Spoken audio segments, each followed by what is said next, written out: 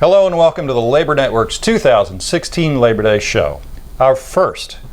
I'm Mark Harrison, the anchor and managing editor of your Labor Minute, and this is the premiere of a new addition to our program lineup, The Take 5, a slightly longer format designed to educate and inform.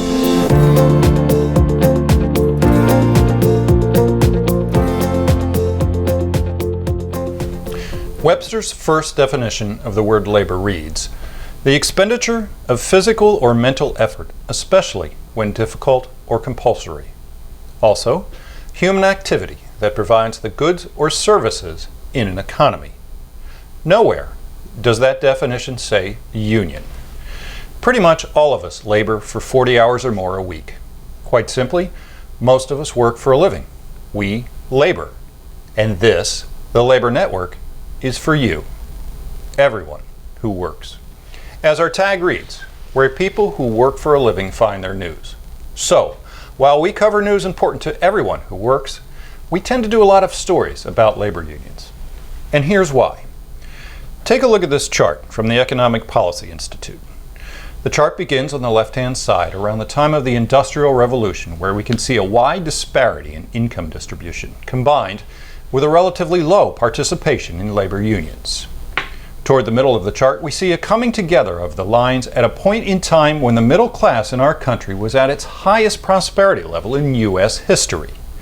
In fact, it was around 1957 to 1958 that it reached its peak.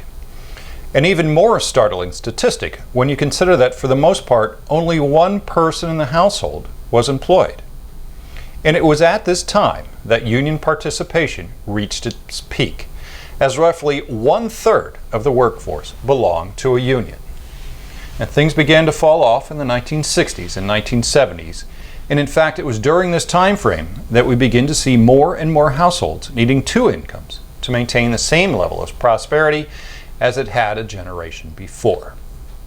And then, in 1981, President Ronald Reagan fired striking air traffic controllers and sent a signal that America had entered the most anti-union era it had seen since Warren G. Harding had been president in the early 1920s.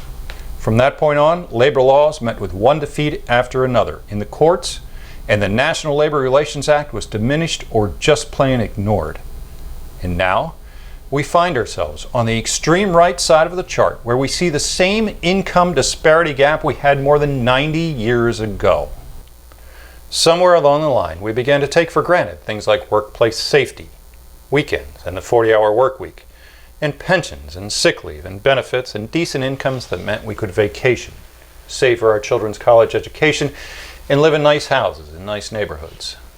Somewhere along the line, we forgot that people had fought and died for these things so that their children might have better lives.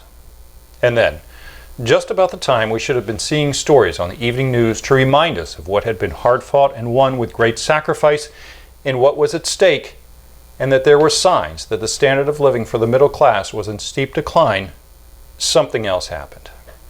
Gigantic corporations with global business interests began buying up television networks and affiliate groups. And with massive amounts of clout in Washington, they were able to consolidate their message with the signing of the Telecommunications Act of 1996. This blow, courtesy of President Bill Clinton. And now, we pretty much don't hear anything about labor on the news. And so here we are. Since 1978, the cost of college tuition has gone up 1,120%. Medical care has risen 600%. Food, 250%, and shelter up by 380%. All the while, typical worker incomes have increased by only 10%, while we have watched the income of CEOs increase by 937%. So yes, we cover a lot of union news, because a fascinating thing happens for all of us who labor physically and mentally when 1/3 of our labor force is unionized. We all benefit. Businesses who don't have unions must match union wages and benefits to keep their best workers. You see, we reach a sort of equilibrium where every one of us who labors is treated with respect and fairness. And do you know what else? We're happier, less stressed, less suicidal. We shoot each other less, and we hate each other less. We fight less about guns and gender and sexual orientation and skin color and religion and ethnic backgrounds. Great things happen in this country when we come together as one and direct our outrage toward our leaders instead of one another. History proves this. Progressive reforms of the early 1900s, the New Deal of the 1930s, the civil rights struggle of the 1950s and 60s, reforms for women, disabled people, and gay people. But when we feel like there's not enough to go around, a little bit of panic sets in. We feel like we've lost something and we'll never get it back. We search for equally scared and angry partners on the web and social media outlets. And when we find them, we are satisfied that we are correct in our thinking and we fuel each other's anger. So we act alone. And when we go to our employers as one person and we say we don't want to come to work tomorrow unless we get a raise, we're laughed out of the office. We're told, fine, go ahead, there's the door. But what happens when the entire shift goes in and says they want a raise, or they want safer working conditions, or they won't come to work tomorrow? That group gets noticed. Will they get that raise? That depends on a lot of factors, but a relationship begins and management has no choice but to begin a dialogue. So what we need as labor, as all workers, are facts, not fair and balanced. In news, there are only facts. Facts are the center. Facts are the truth. And that's our pledge to you, to present you with the facts. You can find us on Facebook at the Labor Network, where we just passed 5,000 page likes this weekend.